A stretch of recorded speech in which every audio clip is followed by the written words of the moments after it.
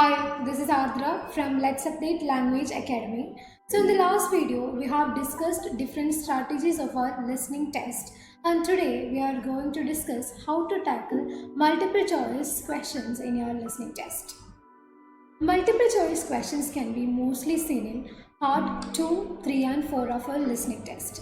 And what you have to understand is you will be listening to all the options given on the question paper. So you are not going to listen to the same words given as I have explained already in our previous video. So you have to listen for the synonyms as well as the sentences with the same meaning in order to find the correct answer.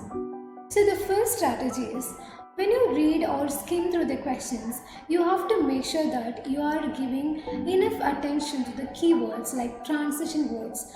But however, because it has a lot meaning in your listening test.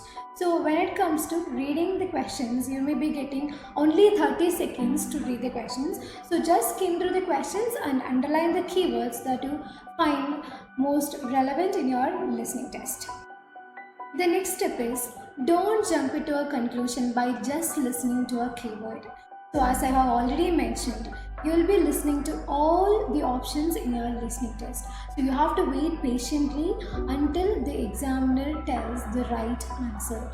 So don't jump into conclusion or don't pick an answer by just listening to a single word from the options given.